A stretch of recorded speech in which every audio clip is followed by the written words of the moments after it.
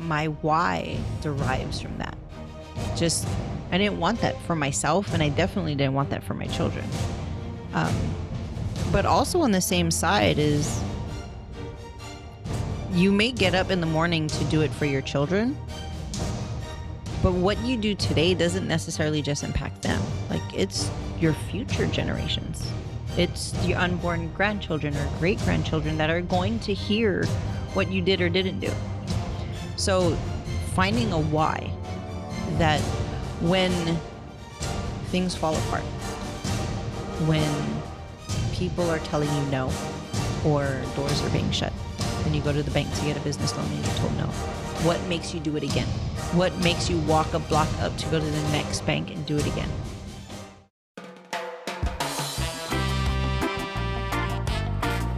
All right, welcome back to Hawaii Real, everybody. I'm your host, Io Keehu, and I want to send a shout out to Hawaiian Springs Water, a beverage host for this episode. You can purchase Hawaiian Springs Water at the link below in the description. You purchase right from Amazon and have it shipped directly to your house. You don't even have to go to the store to buy this stuff.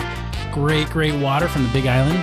They take it from the mountain, put it right into the bottle. Great stuff. And this episode is brought to you by the Native Hawaiian Chamber of Commerce.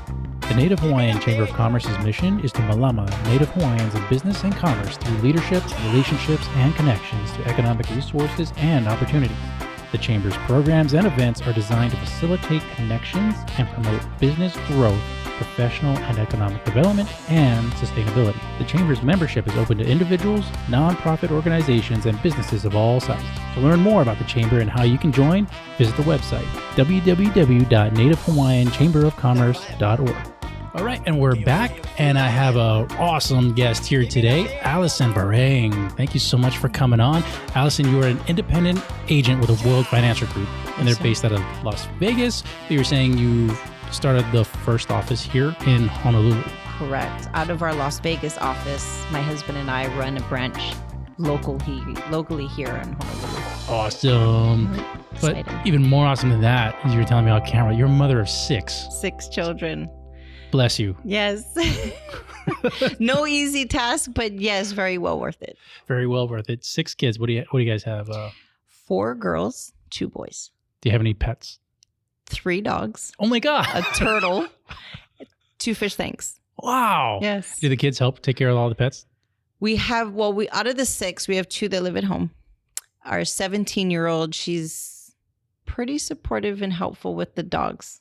She doesn't do it on her own, but she doesn't complain when she gets asked to do it. Right. So, all right. Very good. Very good. Yeah. All right. So Hawaii Real questions. What high school are you from? So born and raised in Hawaii. I've actually gone to 3 different high schools. Oh. So I started high school at Lilihua in Wahiawa. Mm-hmm. I finished a freshman year there. I then transferred over to Roosevelt out in Honolulu, my stepmother's alma mater. During my junior year, I actually got pregnant. So I had my first daughter at 17. I made an attempt to go back into traditional school out at Campbell in Eva Beach. Mm-hmm. So I kind of traveled in high school, but ultimately I got my GED. So I'm a rock star on that side of education. Yeah, no, that's a story in and of itself, because that does happen, and that is real. Like that's such a big accomplishment to have overcome. And I say accomplishment, I don't say something. It's not negative. Like having a child is not. In the least a negative thing. I say that she came at the right time for me. There was a lot of growing up I needed to do. If I could go back in time and never change my children, but change when I had them, that'd be a different story. Oh. But, there's a reason why everything happens in our life. Yes. And at 17 or getting pregnant at 16, it was reality. It was my reality, and it was my way to grow up and realize that the path that I was on was not the right one. And she really made me realize that and grow up. And I did it in 10 months, but I'm still not done growing. Because having a child definitely makes you grow up really, really fast, because you're taking care of another Absolutely. human being. It's like you make your own people. Yes. And you're their leader. It's like- Yes. Priorities change for Yes. sure. My priority when I was 15, 16 as a teenager in Hawaii was Waimea Bay. It was going to the movies. It was hanging out at the mall. Mhm. And having a child, it was someone else's life dependent on my choices. Yeah. What I did with my day. And I now had someone that was looking up to me on what I did. All day, every day. Every day. It's like, yeah, you can have someone else babysit them for a Yeah. few hours or whatever, Yeah. but then you got to go pick them up. For the last 24 years. Yeah. Every day. You're still dropping her off at the babysitter. Kidding. Yeah. All right, so that kind of takes care of what neighborhood you grew up in, So or where would you say you're from? that one's kind of hard too, because my younger childhood days, I actually grew up in Eva Beach. Mhm. So my mother, my grandmother, where I spent a lot of my elementary days growing up, I was out there in Eva Beach in the one of the first developments that they had. My grandmother purchased a house out there, and that's been our family home. But as I got older, and obviously I went to 3 different high schools, and it led me to different places. But that's because my parents grew and changed careers or changed jobs or decided to move out from home. So more or less, when people ask me that question, I'm from the West Side. I'm from Eva West Beach. Side. Do you have a nickname? We'll not go into my childhood or high school time. I did have a nickname in high school, which I'm not very proud of. I am Portuguese, and we can say that my nickname derived from that. As you will know, I love to talk. Mm-hmm. So that was my nickname, Pocho. Oh. You talk about get any local. Yeah, that's about as Portuguese as it gets. I don't even know how I got it. It happened one day. Yeah. Pocho. Yeah. Funny stuff. I always have said, and I've had a couple of other Portuguese guests on the show. I'm like, you guys, Portuguese people make the best podcast guests because they can just talk and just go and have a conversation, and just flow. Yes. You don't have to worry about stopping and pausing and thinking of what to say. It's like, nope, they just go. Yeah, we just and half the time we won't even answer the question. We'll just talk about something else. We think that we're answering the question, but really we're giving you something else. Well, you answered that question, so okay. We won't call you Pocho. Yeah, everybody has a crappy nickname from childhood too. So, do you have a favorite month of the year? Favorite month? Well, I got married in June, so we'll say June is my favorite month. It's in the middle of the year. It gives us a good time to kind of reflect on where we've been. And it also gives me time to look at where I want to go. What do I want to accomplish by the end of the year? But simply that I got married to my best friend. That, I couldn't ask for anything better. Right smack in the middle of the year. June's a good month. Yeah. June's very good. Yeah. Okay, local girl. Do you have any good local food over here that you love? Local food. I love to cook. So anything out of my kitchen. Actually, right now I'm in the process of making some patele and some kanduri rice. Yeah. So, but I love poke. Mm-hmm. I love seafood. I just love food. There's just so much good food in Hawaii. Yes. Do you have a drink of choice? So I don't drink soda. I would have to say if it was Hawaiian Springs water. Hawaiian spring water. Absolutely. Alcohol would probably be the most generic, the coconut rum. Oh, wow. Coconut rum with pineapple juice. Interesting. Yep. Interesting. I used to be really good, or real not good. Drinking's not good, but I really used to like amaretto. Mm-hmm. So I could drink amaretto on the rocks, mix it with milk. Cranberry Ocean Spray used to make a blueberry drink. They don't make it anymore, but amaretto and blueberry juice used to go really well together. Coconut rum. Coconut rum. That was my first dive into hard alcohol. Really? And I was not of age. Mom, sorry. I don't think It was in the house. It was I don't think any of us it's got coconut in it. Must taste good. I don't think any of us, when we first started alcohol, we were of age. Not even close. Sorry. Yeah. If you could time travel, and you kind of touched on this earlier with your children and when you would have them, but if you could time travel, where would you go? Would you go forward, backward? I would probably go backwards. Not in my time. I would probably want to go back to, say, maybe 20s, anywhere between 20s and 50s. The character of people were more solid. Their word meant something. The way that they dressed, men and women, the way that they structured their homes and their businesses. If I could go back, it would probably be back at that time. I wish I could bring something from then into today. I like that. I watched that show. Was it on Netflix? It's Peaky Blinders. Never. Did you watch Peaky Blinders? So Peaky Blinders on Netflix. They it's from the 1920s. Okay. In London or Birmingham, England. Okay. Gangsters. Yeah. But they dress top notch. Yes. Like with the 3-piece suit with the vest, with the sleeve holder things. They look top notch. Yeah. I was like, oh dude, guys gotta dress like that today. But then Hawaii, it's kinda hot. In Hawaii, absolutely. Like if we could, but I think it's just the effort that they put in, that the outward appearance meant something. And it's not so much of the dollar value. It's just how they held themselves is something that I don't see a lot of.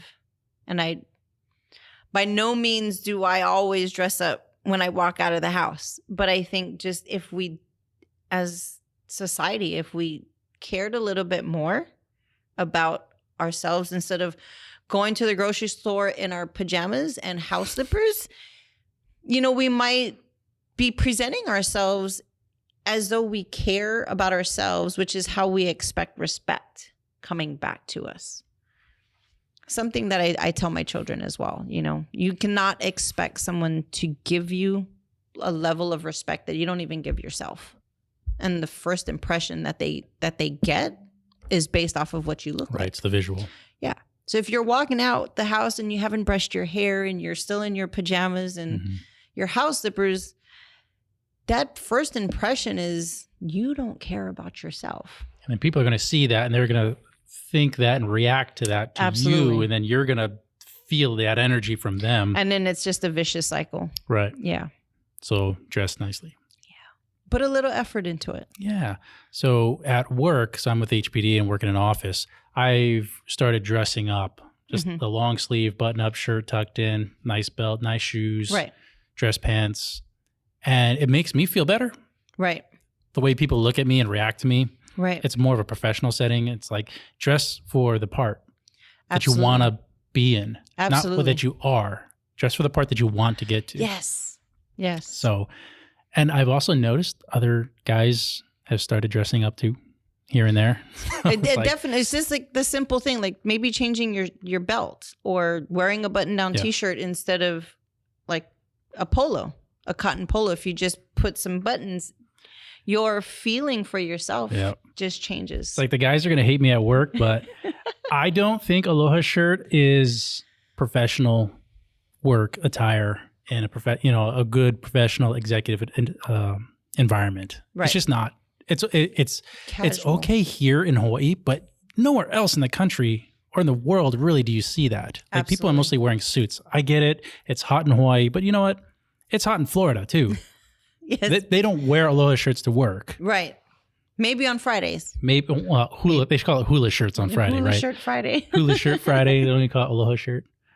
But the way you dress brings so much to yourself personally. That energy that you get from people. Absolutely. So and it shows that you take yourself seriously, which means you're going to take your job seriously. Which, in turn, what I've noticed is it really helps me to influence other people. Right. And really show that, this is how it's going to get done, or this is what I'm doing. and they kind of react in a little more amenable, agreeable way. Right. There's a level of trust and respect that's almost instantaneously transferred. Yeah. Simply by your dress or the way that you presented yourself because of how you look. Mm-hmm. I think we need to dive into, or like somebody here in Hawaii needs to dive into creating a local brand of dress clothes for men that has a local Hawaiian style that is affordable. Why only men? Why? Well, we'll start there. There's so many dresses and dress suits and everything for women, but there's so many local dresses and stuff for women. Right. But what do men have? Correct. You know, when it comes to fashion, men's clothing. I mean, you just go to Target. Oh, gosh. Look at the size of the men's clothing area compared to the women. Right. I feel you because I have a 15-year-old son. Yeah. And I look at his size of clothes and I'm like, he's got this tiny little department and maybe 6 racks, but I have an abundance of selection for our daughters. Right. I have 2 boys and same thing. It's hard to find khakis that fit. It's like those are popular, widespread pants that every guy should have. Absolutely. And why is it so hard to find? Instead of one that fits? Sagging jeans that are abundantly everywhere. But even like just finding clothes that fit. Right. Like it's okay to dress up, but if the clothes that you're wearing don't even fit, that goes further into saying, oh yeah, you're just kind of dressing up just to dress up, but you don't really care that the clothes fit you. Yeah. Like your pants are baggy, or the shirt sleeves are too long for you. Yeah. Or too small, whatever, you know. So I do agree. Then I see where you're going with that. You know, Hawaii people have a different attire need. Yeah. But we're also shaped differently. Totally. So our lifestyle is very different than you mentioned in Florida or anywhere else. East Coast or West Coast, our lifestyle is different and we require a little bit of different clothing, whether it's a shirt or pants. Mm-hmm. But yeah, I think that's a really good idea.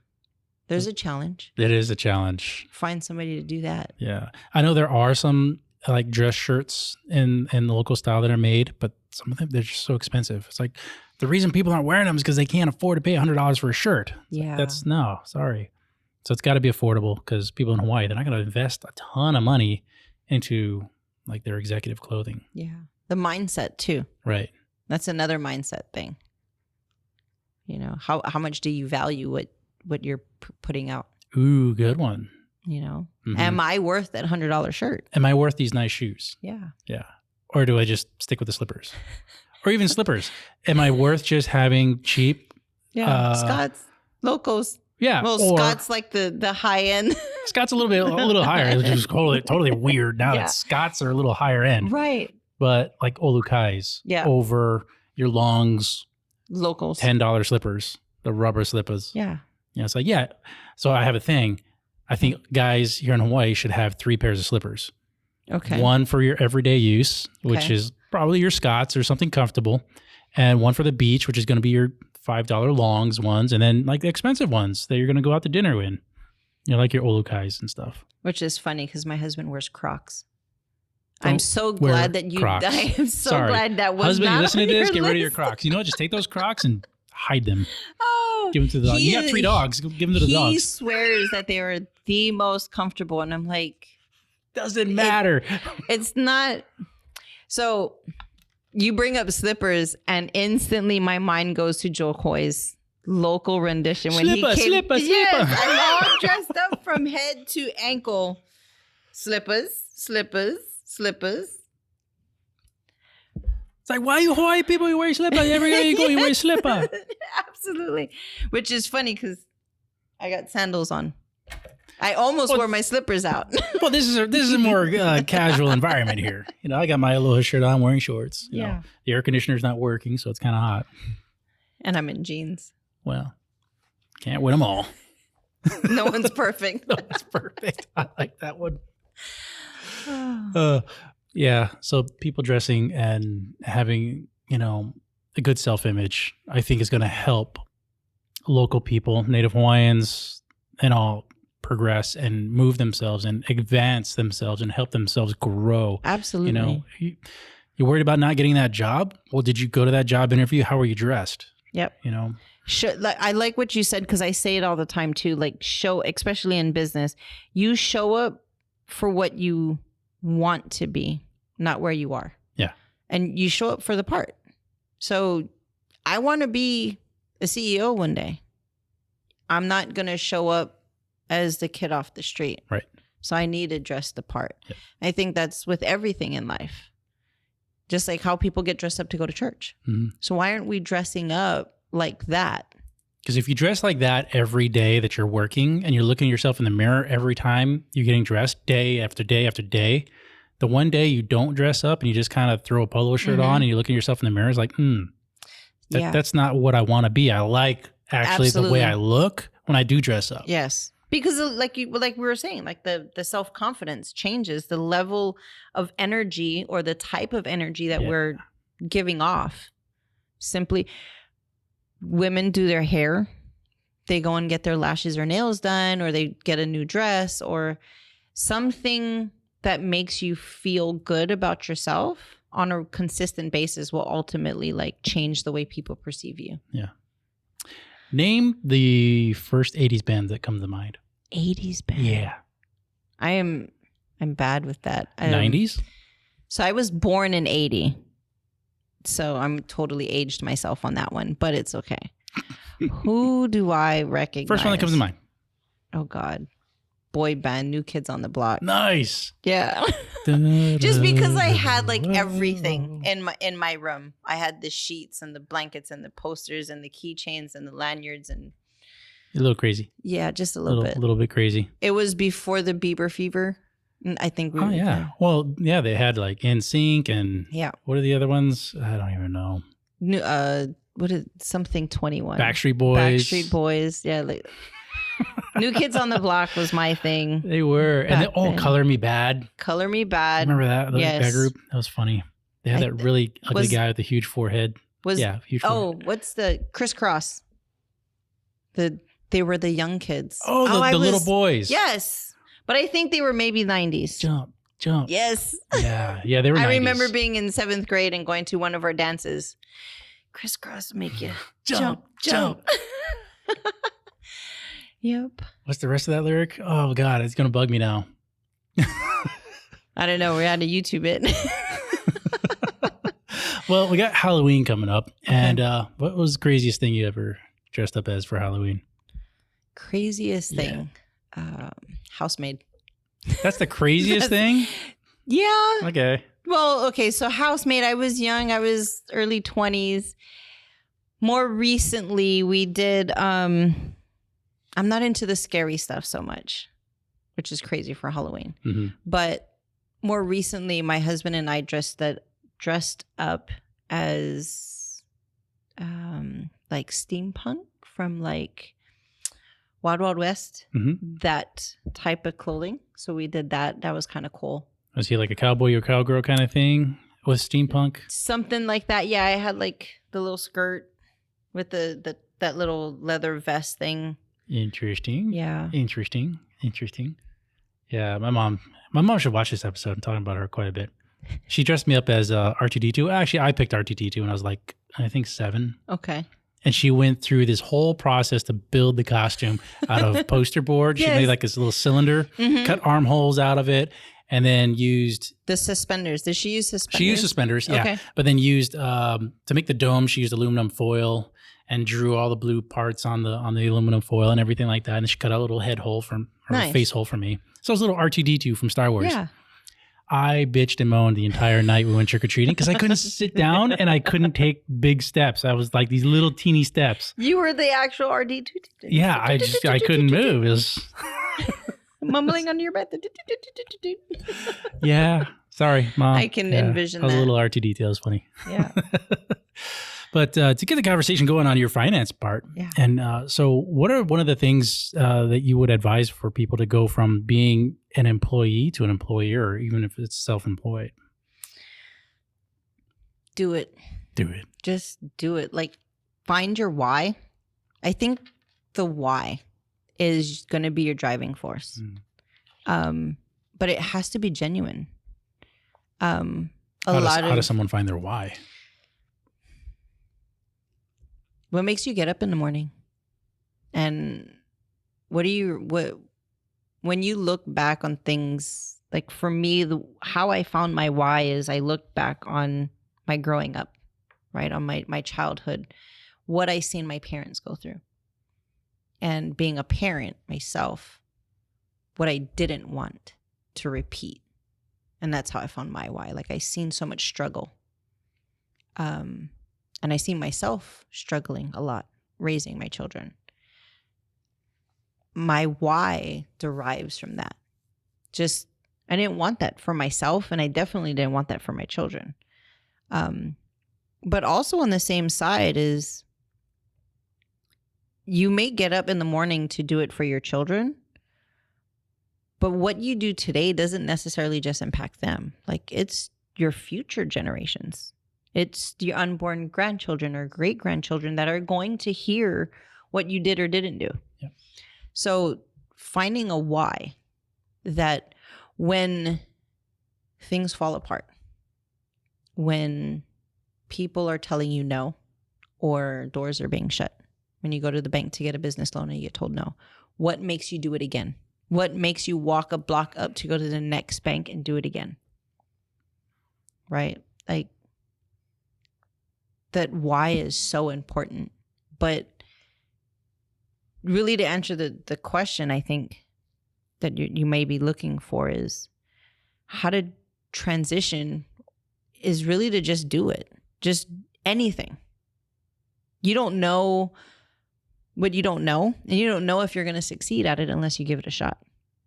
And the biggest failure comes from not doing it. Try it. Try everything. I listen to Gary Vee. Love Gary Vee. Yes.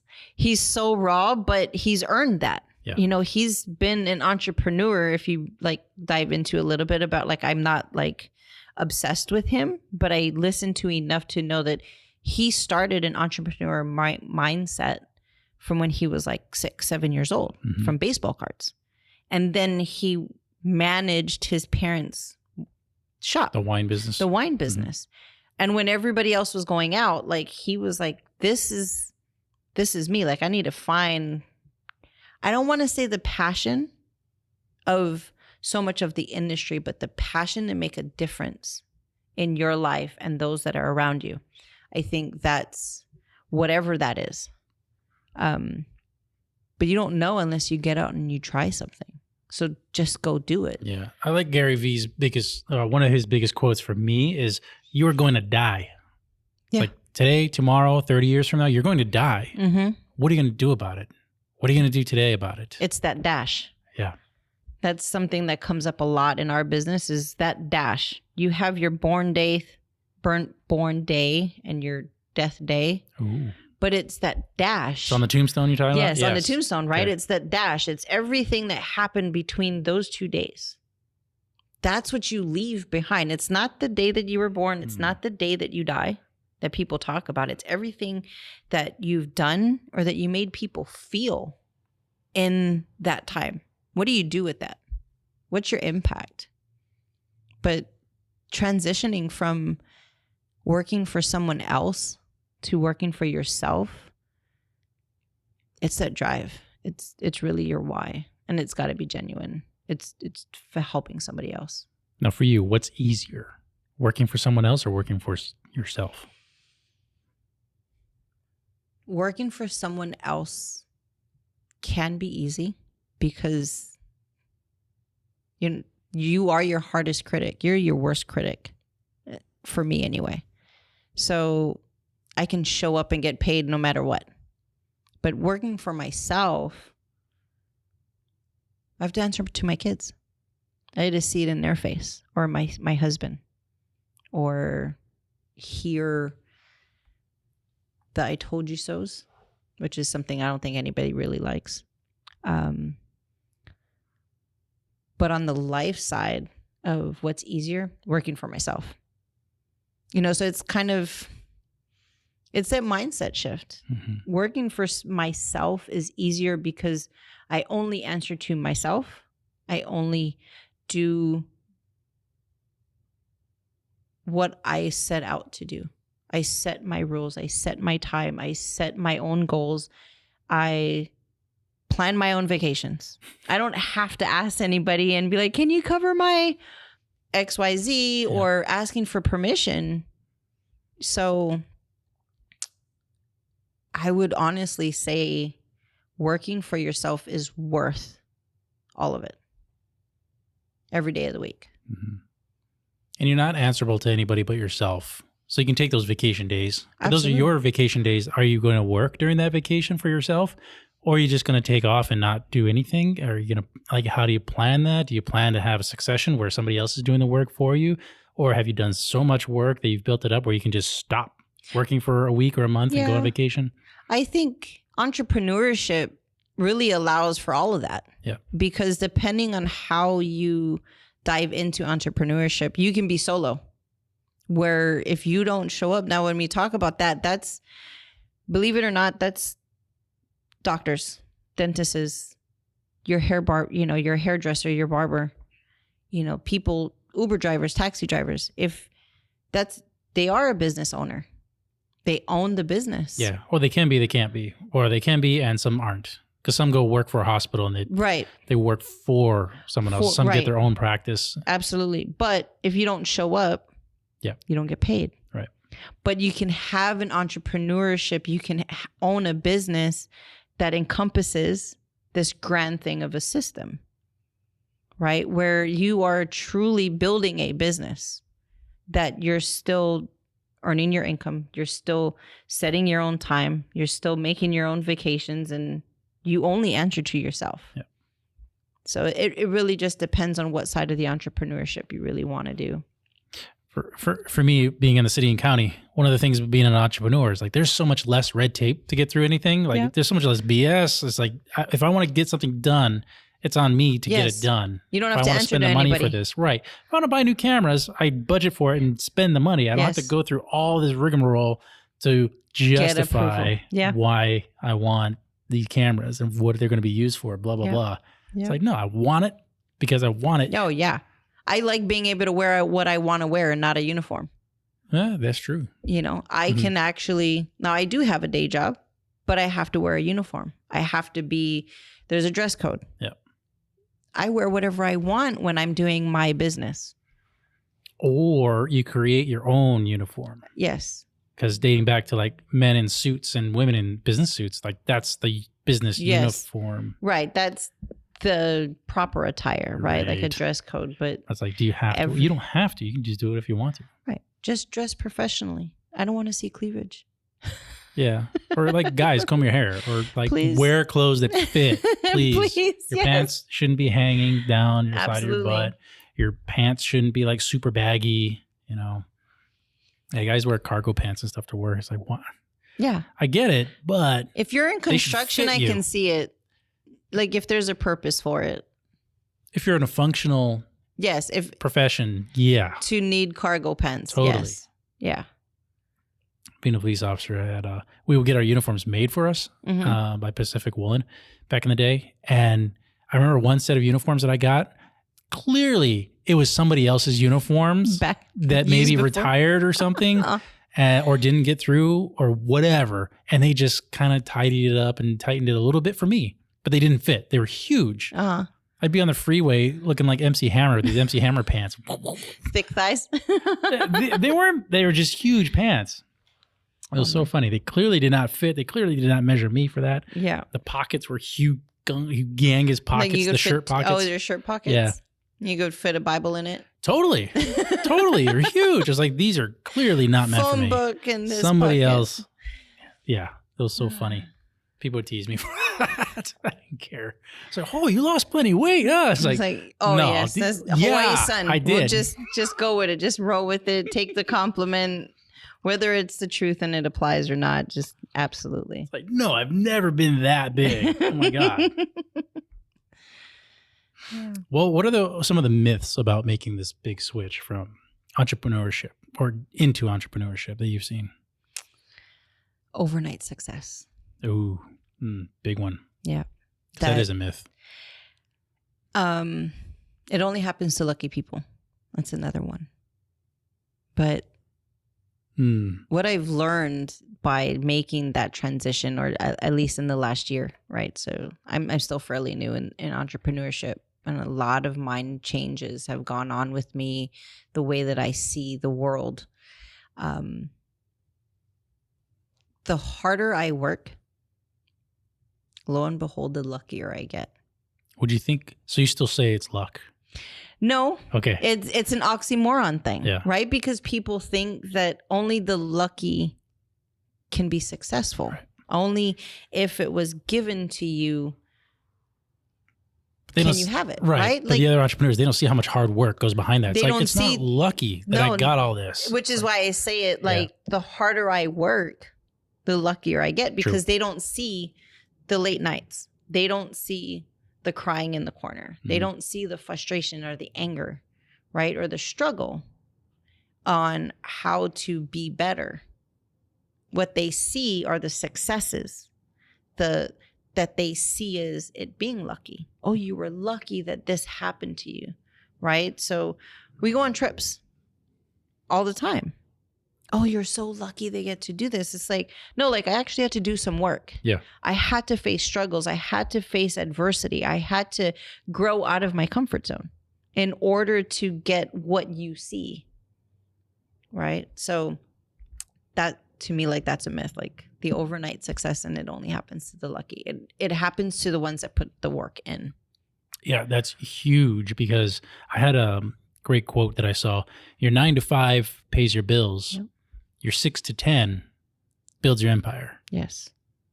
It's like Satisfies your dreams. Right. People don't realize that, hey, when you go to work for 8 hours a day and then you're done, you still have all these other hours in the day to do stuff. Yeah. Like you shouldn't, I'm not going to say you shouldn't, but you could do so much more at that time. If you put 1 hour, 2 hours of that time towards something of your passion or something of your dreams or something that you love doing, you could build something out of that. Yeah, anything that will lead you to achieving a dream, a goal, a hope, something better than where you are. Yep.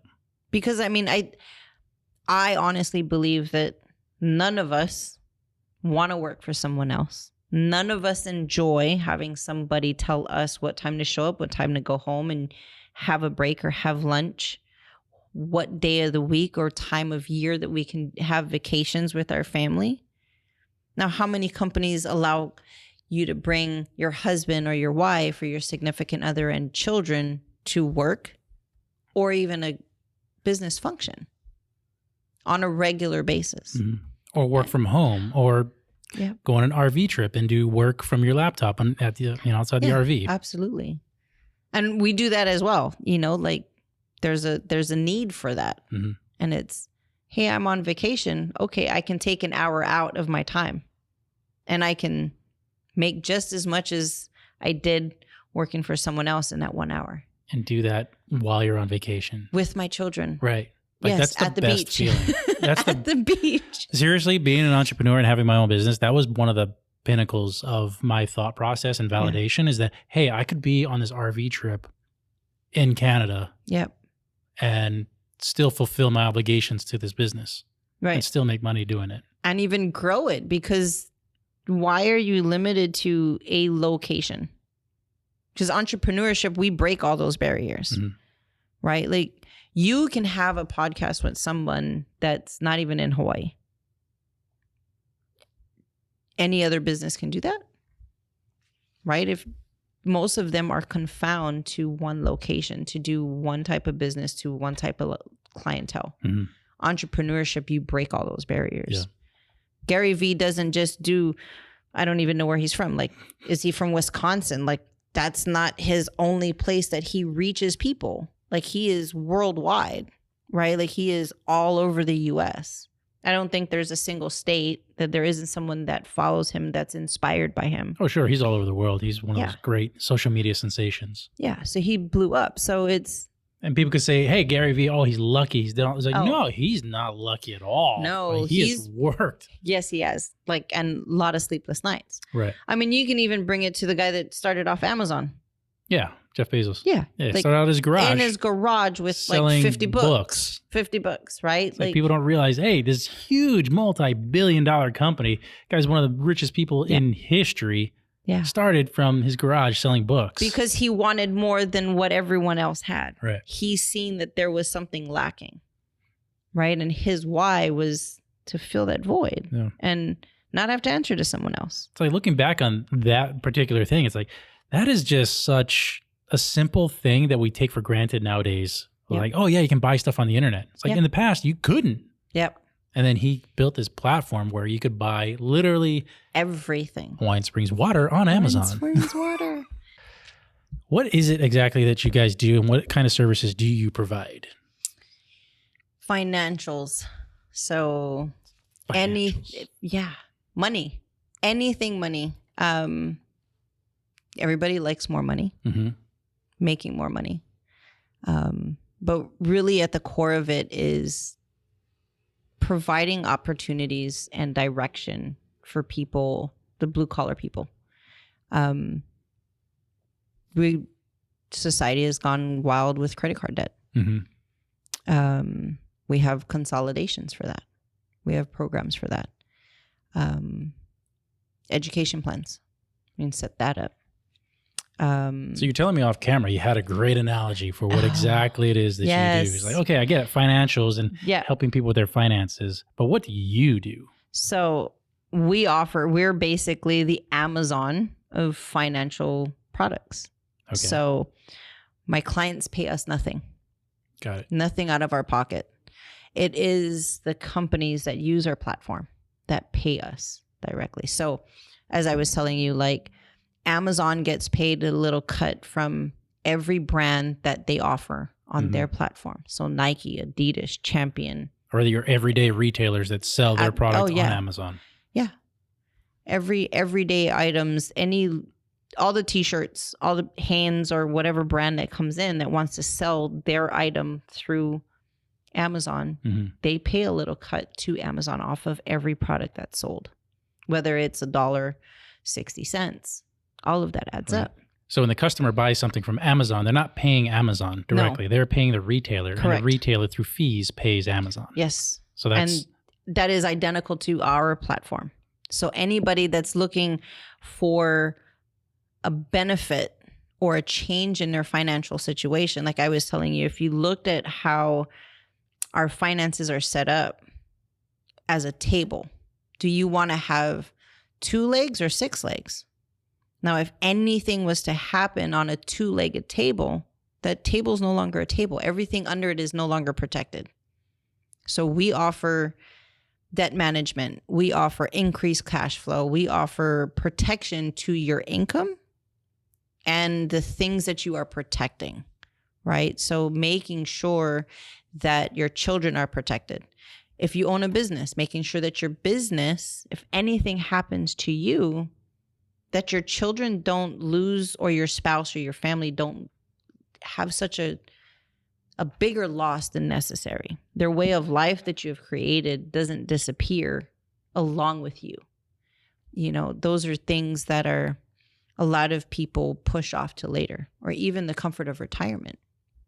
You know, so we offer retirement plans, annuities, things that people are interested in, but they don't know where to go. They don't know the right questions to ask. Many people think that they need to pay someone to do that. But what if you walked into another company?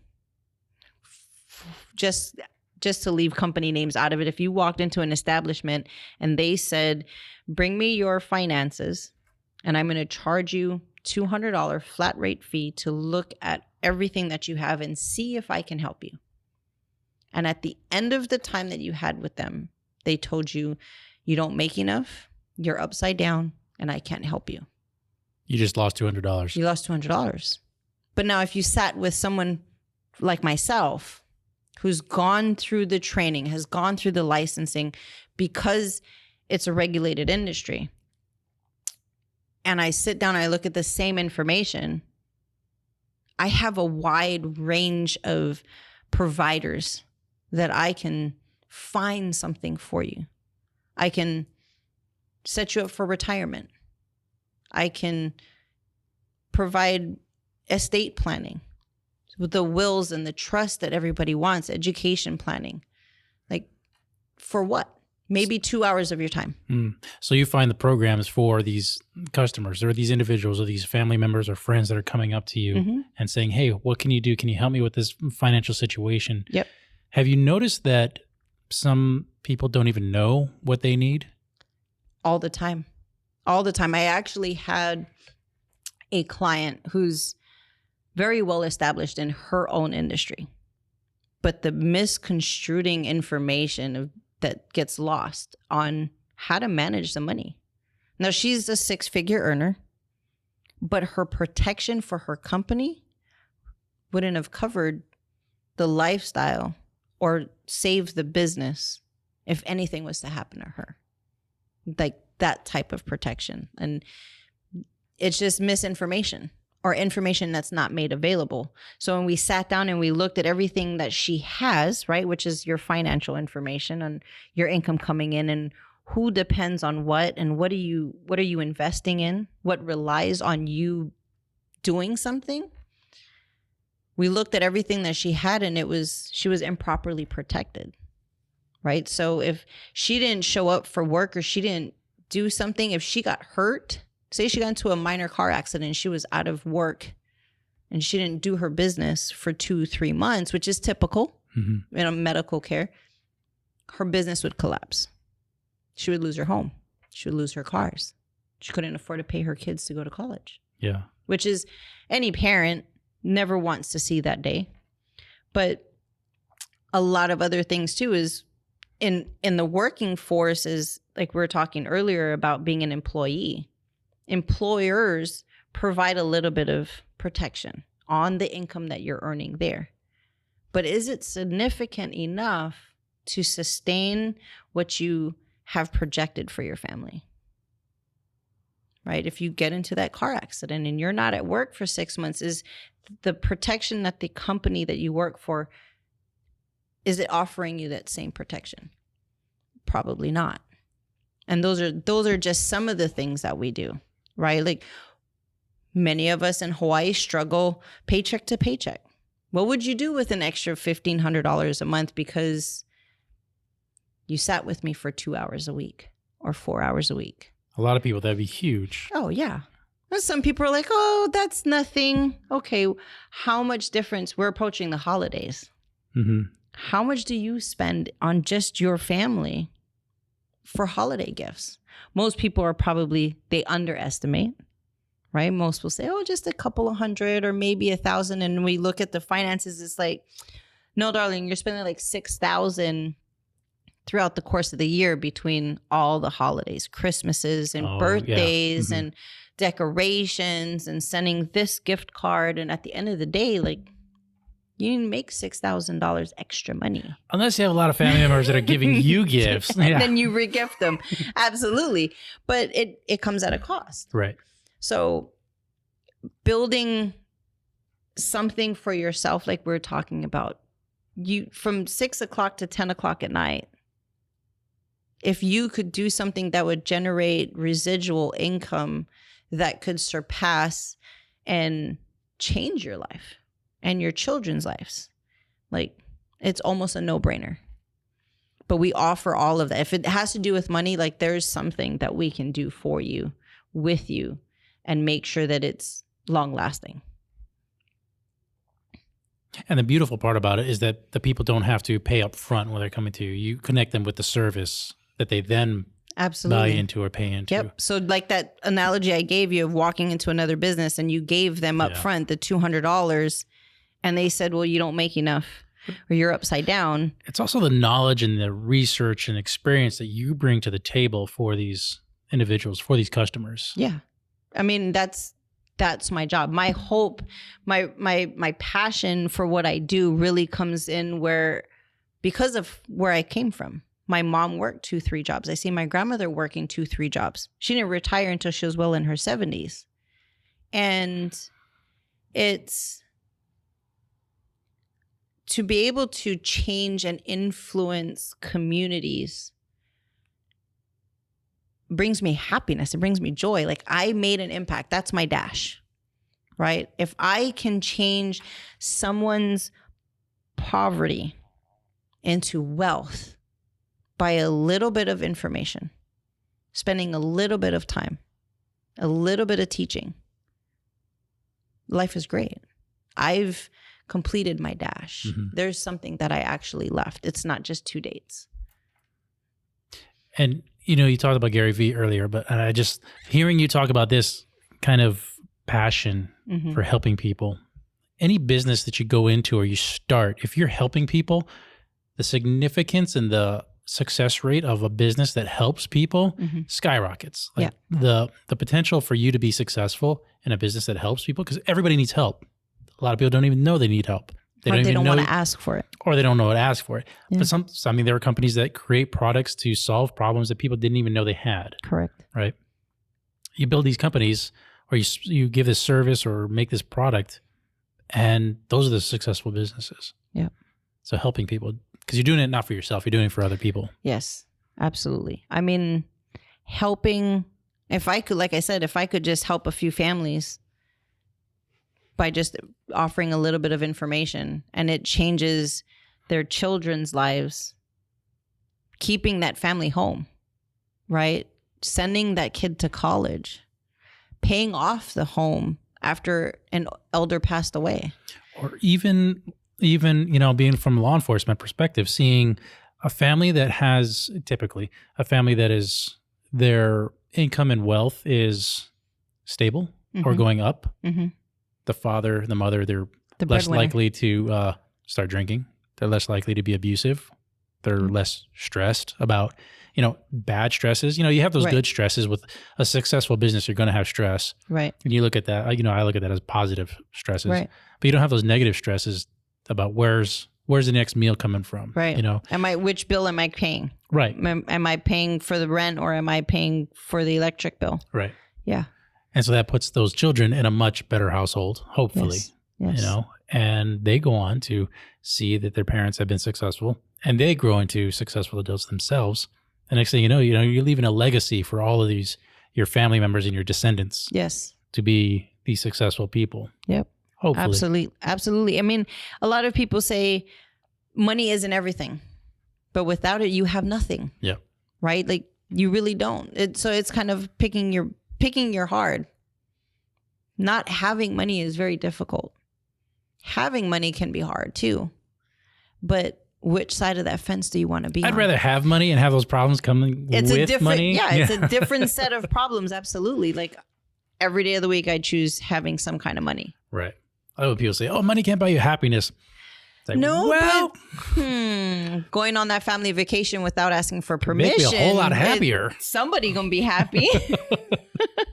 But it doesn't buy you happiness, but it buys you the freedom to do the things that make you happy. Absolutely. Right. That freedom is what I think everybody at the core, like, there's something that's just intriguing about that. Money isn't the be all end all, and it's not the thing that's going to afford you the most amount of freedom. You know, I had a friend tell me that they had gone to Tahiti, and when they stayed in Tahiti with some local friends that they had over there, the people just stopped working and took care of them and hung out with them for like a week. Right. Just didn't work. Like, nobody worked. Yeah. They just took care. It was like, it changed his mindset of what is wealthy. Absolutely. It's like, can I leave my job and just not work for a week or 2 weeks and just hang out at the beach? Yeah. Am I wealthy enough to do that? Because these people who didn't make a whole lot of money, they were able to do that. So the difference is rich and wealthy. Yeah. You can be rich, which is just simply having an abundance of money. But what are you doing with it? Mm-hmm. And that's what makes you wealthy. You can't pass riches on, because typically you're spending it. As soon as it's coming in, you're spending it. The wealth is what you're passing on. And that you can come from a rich family that has everything given to you, so to say. Or you can come from a wealthy family that's passed on that legacy from generations to come. And they don't lose that sustainability. They don't lose that drive.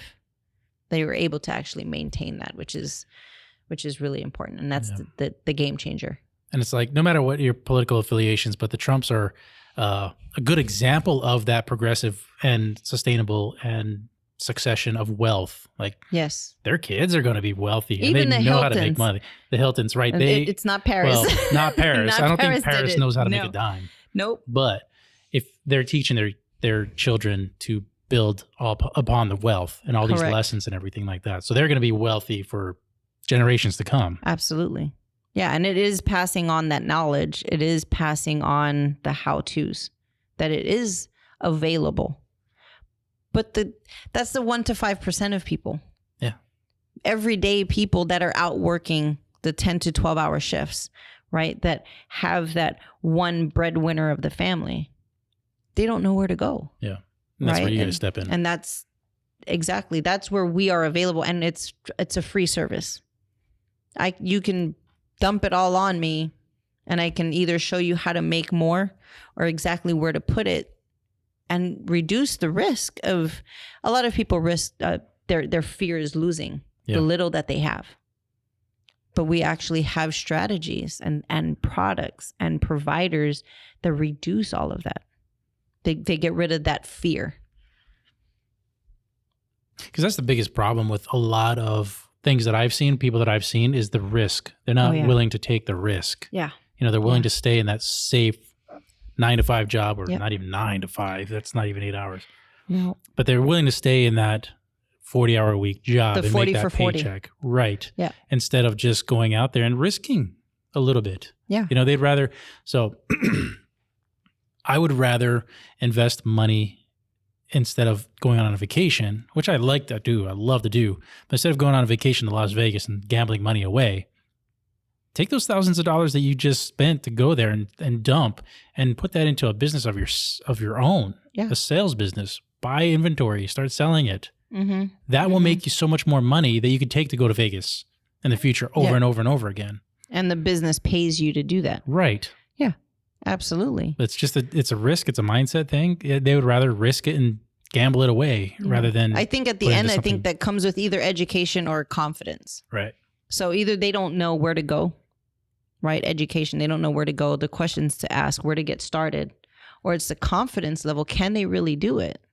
Like, I meet a lot of people and I talk about our business and the business opportunity. And it's the fear of, I don't know anything. I don't know if I'm going to be successful at it. I don't want to risk what other people have to say or my comfort zone. Mm-hmm. So if we can break those barriers, if we can maybe for a moment try it out, put those fears aside, try it out, try the business and see truly what you can do. Right? Like, Michael Jordan did not just turn into some basketball star. Like, he missed a lot of shots, but he continued to try. Yep. But if he didn't continue to try, like, he wouldn't have his jersey, right? He wouldn't be world known. He wouldn't be who we all look up to. So one of my guys, Wayne Gretzky, you miss every shot you don't take. Yeah. 100% of is that what it is? Yeah, you miss 100% of the shots. Every shot you don't take. Absolutely. And that goes right back into the beginning of what we were talking about, like that transfer over, that transition from an employee into an employer. Go do it. Try it. You don't know if you can unless you try it. Yep. Try out for the team.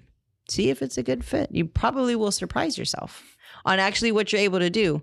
I mean, in our conversations, it was risky and scary for my husband and I to make that transition over. Never regret it any day. Any given day, whether it's a good day, a bad day, a hard day, I don't regret it. And then once you make that one risk and you take that one step and you see a little bit of success, a little bit of result, so much easier to do it again. Yep. So much easier again to and risk again it and again. Absolutely. It's like, oh, I risked this before and I made a couple $100 on it. Yeah, I'll do it again. Yep. And yeah, I'll do it again. And then just repeat the process and learn a little bit more and grow. Yeah. Yeah. But I think it still comes down to the confidence and the willingness to do that. Yeah. Well, Alison, it's been so awesome having you on the show. Any last words for the audience? Go do it. Do it. Just like Nike, just go do it. Don't give up, models. just Try it out and invest in yourself. Whether it's sewing, it's making food like we used to do back in the day, but build something for yourself. Comfort zones are no place for success. No. I don't know why they call them comfort zones. They call them suck zones. Suck. Anyways. No, but I appreciate you offering and inviting me on. It was a great experience and an awesome thing to get to on a Monday. As I always say, they have the Portuguese on. They talk really, really well. Oh, yeah. Yeah. Yep. All right. As always, thank you so much and stay happy, Hawaii. Got 3 shots.